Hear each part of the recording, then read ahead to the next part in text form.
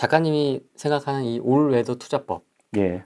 잃지 않는, 네. 지지 않는 투자법의 핵심은 뭡니까? 어떤 포트폴리오 구성에 있습니까? 어떤 매매 기법에 있습니까? 어떤? 저는 포트폴리오 구성에 있다고 말씀드리고 싶습니다. 그러니까 금리가 움직이면 그 금리의 움직임에 따라서 우리가 투자해야 될 자산들이 어떤 거냐 이런 것들을 좀 생각을 해보고 투자를 하거든요. 그 금리가 바닥을 찍고 오를 시기에는 부동산 투자를 해야 된다. 이런 생각을 가지고 있고, 그러니까 바닥을 찍었다는 거는 이제 침체 분위기가 많이 가라앉고 다시 경기가 좀 상승하는 시기니까 그때는 돈이 좀 많이 풀리고 하니까 그때 부동산 투자를 해야 되고, 그 다음에 금리가 최고점에서는 아까 보신 채권 투자 바로 들어가야 되고, 예. 그리고 좀 많이 내려왔을 때는 그 다음에 금리가 내려오고 한 중반쯤에 가면 이제 주식들이 오르기 시작하거든요. 그래서 그 주식들을 좀 투자를 해야 되고. 그럼 부동산이 바닥인지 아닌지는 어떻게 할 수 있나요? 바닥인 부동산이요? 그 시점을 잡는 게 굉장히 어렵습니다. 그게 지표 하나만 보고 지금 바닥이네? 아니네? 이렇게 판단하기 힘들어요. 근데 아까도 봤듯이 이제 주택담보대출 금리 그리고 이 가계대출 동향을 좀 보거든요, 저는요. 네. 이게 한 달 느리게 발표되긴 하는데요. 네, 매달 발표됩니다. 10월 10일이니까 11월 달도 조금 발표가 됐었건 했겠네요. 보면 주택담보대출 금리가 파란색이. 조금만 켜볼까요? 예. 네. 주택담보대출의 증감률이에요. 이게 주담대 증감률. 이때 주담대가 이때가 22년 12월 달쯤이거든요. 이게 계속 증가하기 시작하죠. 주택담보대출이 올라가기 시작한다는 건 가격이 상승한다라고 보는 거죠, 사람들은. 왜냐하면 주담대가 늘어난다? 그럼 누군가가 집을 사고 있다는 얘기잖아요. 그럼 이게 3개월 정도 지속이 된다면 추세가 만들어진다고 생각하거든요. 아, 그럼 지금 집을 사는 분위기구나. 예. 그러면 이때 가격이 많이 올랐잖아요. 예, 이런 걸 보고 좀 알 수 있죠. 저는 주택시장이 이때 바닥이다. 예, 좀 약간 감년적인 것보다는 가계대출의 주담대의 추이와 동향을 보고 주담대가 올라가기 시작하면은 주택담보대출의 증가가 시작되면은 이거는 이제는 주택시장이 조금씩 돌아오고 있구나 이렇게 판단을 하고 있는 거죠. 예, 2월 달부터 하락했다가 이제 항목별로 보면은 3월, 4월, 5월, 6월 증가했잖아요. 가격도 똑같이 이렇게 갔죠. 네, 조금 주춤하고. 네, 맞습니다. 이렇게 바로 우리가 지표로 바로 확인할 수 있는 거예요. 이런 것들은. 네네, 요렇게 확인합니다. 저는. 전체적인 시장 분위기는. 예. 이제 뭐 10월 달 가면 이보다 조금 더 떨어졌겠죠. 주담대는 더 제약적으로 정부 조금 막았으니까요. 그러면 약간 프리징 됐다라고 아까 말씀드렸듯이 그렇게 될 거고요. 지금 되고 있고. 예. 그렇게 판단합니다. 네. 채권을 비중을 조금씩 어제도 톡방에서 좀 얘기를 하긴 했는데요.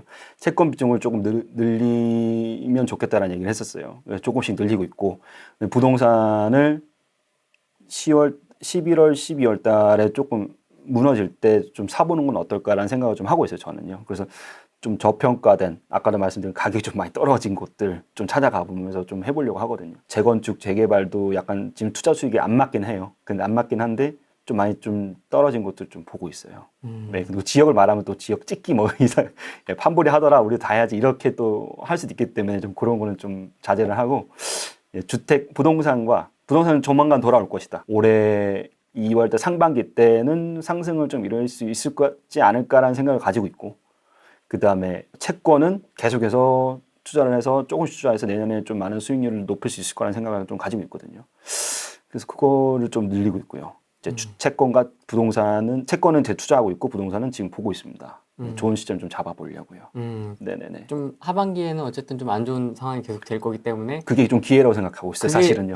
사실은. 예. 기회라고 생각하시는 거예요? 네네. 기준금리가 내려오기 전에 대출금리는 먼저 내려오거든요. 채권이 먼저 내려오면서. 그 전에 시장이 조금씩 돌기 시작할 건데 투자자들은 그때 들어가요. 근데 실수요들은 조금 뒤에 들어옵니다. 아, 이건 말씀해 주실 수 있지 않나요? 네. 수도권입니까? 지방입니까? 저 수도권. 어. 예, 무조건 수도권. 네. 지방은 안 보시는군요. 아니, 보긴 보는데요. 저 지방 투자한 것도 있는데요. 이건 조금 더 내려왔을 때. 예. 그러니까 주택 금리가 한 3% 정도 왔을 때는 지방을 좀 보기 시작할 겁니다. 지금은 3% 후반 쪽인데 3% 초반이나 2% 후반쯤 왔을 때는 저는 지방을 좀 보려고 합니다. 예, 저는 좀 특이하게 좀 금리를 좀 많이 보고. 금리충. 네, 금리충. 예. 제 금리충 아니에요. 근데 공급도 그런데 공급도 봐야 되고 다른 거 다 보긴 합니다만 돈의 흐름, 물이 얼마나 많이 흐를 것이냐 이걸 좀 많이 생각을 많이 하거든요. 이 시장에 돈이 얼마나 많이 들어올 것이냐. 그래서 저도 이제 가계대출을 보고 많이 들어왔냐 안 들어왔냐 시장에 네. 예, 그걸 보니까 네. 이걸 보면서 전 투자를 할 겁니다. 앞으로도. 예. 예. 판블님은 어쨌든 투자를 계속 해오셨잖아요. 예. 그럼 안 힘드셨어요? 최근 2년간? 힘들었습니다. 뭐 역전세 토해내고 막 이런 거. 예, 뭐 역전세는 없었지만은 다행히 저도 좀 이렇게 있으려고 할 때 그 단기로 좀 돌려가지고 이제 목숨을 좀 연명하고 월세로 좀 전환해가지고요. 예, 좀 연명하고 그때 좀 준비를 하고는 있긴 했었어요. 네. 아, 금리 이렇게 많이 올라가고 물가를 보면 좀 금리가 올라갈 것 같으니까 미국 물가를 좀 봤었거든요. 그래서 그 미국 물가를 좀 보면서 금리 올라갔으니까 조금 나는 준비를 좀 해야겠다. 근데 팔아보려고 했는데 잘 안 팔리니까 이거는 아무래도 존버다. 예, 그래서 좀 준비를 마통도 조금 많이 좀 늘려놓고 좀 땡겨놓고 이 정도면 내가 얼마의 월세를 좀 받으면 가능하겠는데 하고 그걸 좀 준비를 했던 것 같아요. 그 역전세나 이런 것들 좀 잘 막았습니다. 그 단기 월세를 좀 돌리면서 오히려 크게 수익은 안 났지만은 크게 많이 벌지도 않았고 약간 그 저스트하게 금리랑 제가 받는 월세랑 그 채워놓은 그 보증금을 제가 준비한 그 돈을 좀 집어넣어가지고 월세로 전환하면서 좀 살았어요. 힘들긴 힘들었습니다. 안 힘들었다고 말씀드릴 수는 없고요. 예. 그리고 이제 나머지 주식들 조금 투자를 했었어요. 뭐 삼성전자라든지 LG전자 이런 거 22년 중순쯤에 많이 떨어졌었거든요. 그래서 블로그로 써놨긴 했었는데 그때 사가지고 한 20-30% 정도 또 수익을 좀 얻어서 그때 좀 했었고 그 초반에는 또 금 투자 좀 했었어요. 그 금리가 너무 빠르게 올라가니까 사람들이 시장에 불안성이 있으니까 금에 당연히 돈이 몰릴 거라 생각하고 금을 좀 했었거든요. 그런 것들 좀 20%, 30% 계속 나니까 그것들을 좀 수익을 가지고 어느 정도 좀 부동산 시장을 좀 대비를 했던 돈 쪽으로는 조금 힘들었지만 빡빡하게 버텨왔다. 이렇게 말씀을 좀 드릴 수 있습니다. 시장 지표 쉽게 보는 사이트들 좀 추천해 주세요. 아까 이제 방송 끊기기 전에 요거 보여드렸었는데요. 예, 인덱서고. 네, 인덱서고라고 요거 누르면은 다 나오더라고요. 저도 처음 보는 사이트인데. 예, 아는 만큼 다 보입니다. 이게 미국 지표, 별게 다 시작해 있더라고요. 자본시장까지 싹 다 볼 수 있는데요. 별게 다 예, 있어요. 보넌트고 M2까지 전부 다 봅니다. 채권금리까지. 이 사이트 되게 좋습니다. 부동산까지 싹 다 나오거든요. 예, 국내 것도 다 있는 거죠? 예, 국내 거. 야. 다 있습니다. 누가 정리한 거야? 제가 이거 판매한 거 아니니까 오해하지 말아주십시오. 제가 개발한 건 아닙니다. 예, 여기 다 있더라고요. 여기에 GDP부터 시작해서 예금금리, 가계대출, 주택담보대출 싹 다 있어가지고 너무 좋아서 저도 이거를 어젠가 알았어요. 그래서 어제 막 이것저것 내가 하고 싶었던 지표들 비교 분석을 이걸 다 해봤거든요. 네. 그래서 오늘 여러 가지 킬러 하다가 이거 하나만 있으면 되겠네 하고 이거를 그냥 키게 된 건데요. 너무 재밌잖아요. 올라가네 하면서 잡으시는 분들이 계세요. 그런 분들은 조금 조심했으면 좋겠어요. 그러니까 저는 싸게 사는 걸 되게 중요하게 생각하거든요. 그러니까 삼성전자나 이런 것들도 제 블로그에 제목을 낼 때 뭐라고 들었냐면 블랙 프라이데이다. 굉장히 많이 내려왔다. 5년 전 가격으로 내려왔다. 이건 블랙 프라이데이가 아니냐 사야 된다라고 주장을 했거든요. 5만 원대에서는요. 그렇게 좋은 주식을 싸게 살 수 있을 때 사는 거지 올라가는 거 다 보고 돈을 담게 되면은 당연히 고점을 잡을 수밖에 없고 그게 제일 늦게 듣는 사람은 뭐 8만 원 전자, 9만 전자처럼 물리는 거죠. 그렇기 때문에 항상 저는 이제 투자할 때 작은 주식들은 안 합니다. 삼성전자, LG전자 큰 것들 아니면 ETF를 위주로 다 하거든요. 큰 주식들, 좋은 주식들이 크고 좋은 주식들이 많이 내려왔으면 당연히 그건 사놔야 되는 거예요. 예. 좋은 주식이 뭐 삼성전자 우리나라 전체를 대표하는 지수 같은 주식인데 회사이고 그런 회사가 많이 떨어졌으면 사실은 사놔야지 맞는 거죠. 예, 박앤세일이잖아요. 네. 그런 거를 좀 크게 생각하고 길게 오래 투자할 생각을 하시면 사실 그런 것들은 충분히 좋은 투자라고 생각합니다. 근데 오르고 있을 때 한참 사람들 분위기에 휩쓸려가지고 그때 사잖아요. 좀 많이 손해 보실 수 있어요. 저 블로그를 저도 써오면서 말씀 많이 드렸던 게 뭐냐면 조금만 힘내세요. 조금만 좀 힘내세요. 이제 버티면 됩니다. 라는 얘기하는데 그게 의미 없는 그런 외침이 아니고 어떤 지표들에 뭘 봤을 때 이게 금방 오니까 우리 좀만 더 견뎌보자. 어려운 시기를 지나면 나중엔 더 좋은 시기가 온다. 그게 가격은 항상 상승할 수밖에 없다. 정부의 정책과 이 사회 시스템은 항상 물가는 2%를 맞추겠다는 얘기는 2%씩 매년 돈의 가치를 떨어뜨렸다는 얘기다. 그걸 잊지 말고 자산 가격은 오르니까 이 힘든 시기를 조금 버텨보면 좀 좋은 시기가 온다. 예, 기다리자라는 거고 허리 쫄라매자. 그래서 저희 그 세상의 모든 시장 이야기라는 저희 블로그 이름인데요. 거기서도 그 모티브가 어깨동무예요. 어깨동무? 예. 이 힘든 시기를 서로 어깨동무하고 버텨내자. 그 좋은 시기에 오는데 좋은 생각들, 그러니까 시장에서 계속 나쁜 기사들이 하락기에 되면 계속 쏟아집니다. 그걸 제가 제대로 해석해서 사람한테 그런 건 아니라고 얘기를 해주는 걸 좀 즐겨 하거든요. 힘내시라고. 예.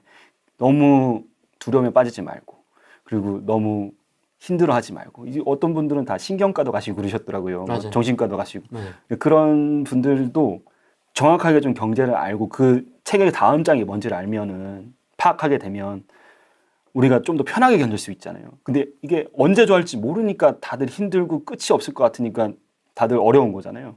그런 부분들을 조금 이럴 때는 경제 공부를 조금 하시면서 시향 분석하시면 그 끝이 언제고 언제 좋아질 거냐를 조금 보시면서 견디셨으면 좋겠다. 막연하게 견디면 끝이 언제인지 모르니까 너무 힘들다. 막연하게 기우제지는 게 아니라 예, 맞습니다. 그래서 아까도 금리처럼 이런 걸 보시면서 저도 채권 금리 떨어지면 부동산 시장 이제 내년 좋아지겠네요. V자 반등하겠네요. 그렇게 얘기했었거든요. 근데 실제로 그렇게 올라가고 그런 근거를 통해서 알게 되니까 사람들도 마음 편해진다고 얘기하셨거든요. 그런 것처럼 어려운 시기에는 경제 공부를 조금 하시면서 예, 끝이 언제일까를 예측도 해보시면서 예, 그 다음 투자를 좀 준비하는 시간들을 가졌으면 좋겠어요. 예, 정말 좀 힘내십시오. 많이 어렵습니다. 진짜로 어려운데 저도 그 생각하면 조금 약간 눈물 납니다. 예전에 좀 어렵게 견뎌왔던 부분들도 있고. 근데 이제 이런 시기에는 그 누구도 내 편이 없잖아요. 야, 너 네가 잘못했잖아. 네가 뭐 잘못하고 그런 걸 누구한테 또 탓을 해. 이렇게 하는데 그리고 뭐 다들 욕도 많이 하고. 예, 그리고 투자 뭐 주식쟁이는 주식쟁이 너 네가 잘못했잖아. 뭐 8만 전자, 9만 전자 네가 샀잖아. 네 손인데 뭘. 이렇게 얘기하시는데 그 부분들을 조금 더 우리가 생각을 좀 많이 해보고 그래 내가 잘못했지만 투자를 오기를 했지만 왜 잘못했는지를 한 번 더 생각해보고 다음 장 좋은 장도 있으니까 그걸 좀 계산해보면서 경제 공부하면서 좀 버텨보자 이런 거죠. 네, 그래서 그 말씀 꼭 드리고 싶습니다. 끝이 어딜지 모르는 절망은 진짜 정말 힘들어요. 근데 경제 공부를 하면서 끝이 어딜지를 한번 같이 예상해보고 같이 생각해보고 호랭이 TV에서도 계속 그런 얘기를 하잖아요. 언제쯤 좋아질까 이런 걸 분석하고 예측하고 사람들 모셔가지고 또 얘기를 하고 그런 부분들을 좀 공부를 하면서 우리가 끝이 언제겠구나를 대충 예상하면서 견디면 조금 쉽거든요. 예, 그리고 내가 이자를 얼마나 좀 몇 개월 더 갚아야 할까를 좀 생각하면서 그런 부분도 좀 생각하시면서 견디셨으면 좋겠습니다. 작가님은 끝이 어느 정도라고 언제라고 보십니까? 솔직히 내년 3월 달쯤에는 신난다. 갑자기 또 기분이 좋아졌어요. 예, 5월 달에 미국 금리가 떨어뜨리면 한국은 먼저 떨어질 것 같고요. 기준금리를요. 아, 그렇습니까? 채권 금리는 그 전에 떨어지면 기준금리가 떨어지기 전에 채권 금리가 먼저 떨어지거든요. 그럼 대출금리 먼저 내려와요. 그럼 부동산 시장 옹기가 돌지 않을까. 그런 생각합니다. 예, 그게 뭐, 야, 제가 틀렸네, 맞네, 그것보다는 누구나 예측은 다 편향적이잖아요. 예, 예측이란 건 다 편향적인 거예요. 저는 제 편향으로 봤을 때는 내년 초에는 무조건 좋아진다. 이렇게 생각하고 있어요. 공교롭게도 총선 이후네요. 네, 맞습니다. 금리 인하 시점이. 예, 또 맞습니다. 되게 재밌게도. 예, 맞습니다. 아, 그럼 총선 이후에는 좀 뭔가 변화가 있었으면 좋겠네요. 아, 그거 아세요? 혹시 마지막에 미국 대선 전체를 다 계산해봤더니 미국 대선에 역사적으로 미국 대선 되는 연도에 미국 주식이 떨어진 적이 없었어요. 100% 올랐습니다. 그리고 미국 대선 전 연도에는 90% 확률로 올랐어요. 미국 대선이 있었던 그 년도에는 100% 주식이 올랐고 그러면 그 주식의 상승은 당연히 한국에도 미치겠죠, 영향은? 네, 네. 한국 주식도 오를 수 있는 가능성이 굉장히 많고요. 당연히 주식 부동산 시장도 좋을 수 있는 가능성이 굉장히 높은 거죠. 올라야 돼. 대선과 총선. 올라야 돼. 예, 올라야 돼. 그런 이슈도 제가 금융적으로 말씀드렸지만 그건 분명히 있습니다. 100%. 제가 반도체에 관심이 많기 때문에 아, 저 반도체 투자 많이. 필라델피아 반도체 지수를 맨날 확인합니다. 아, 제발 좀 오늘 저녁에는 좀 올라가 있어라. 잘 됩니다. 잘 될 것 같습니다. 저는 근데 반도체는 올해 연말 중순 이후부터 계속 좋아졌고요. 내년에도 계속 좋아질 겁니다. 특히 한국도 굉장히 좋아질 겁니다. 네, 중국의 그 반도체를 만들 수 있는 그 권한을 얻었으니까요. 우리가. 네, 그건 너무 좋은 거죠. 또 내년에 또 좋아진다고 하시니까 네. 네, 또 그거까지 잘 계획해서 내년 그렇죠. 투자 농사 잘 계획하셨으면 좋겠습니다. 예, 지표를 보시면서 조금 판단하셨으면 좋겠습니다. 그러니까 이 사람의 말만 무조건 믿지 말고 저 사람의 분석하는 방법 어떻게 분석하느냐 그거에 따라 조금 하기도 공부해보고 예측해 보셨으면 좋겠습니다. 그러니까 어떤 사람이 이랬다더라 저랬다더라 이런 거를 조금 지향하시고 내 생각에는 이렇다라는 걸 조금 바꿔가시면서 공부하면서 그렇게 좀 하셨으면 좋겠습니다. 알겠습니다. 오늘은 여기까지 하겠습니다. 고맙습니다. 감사합니다.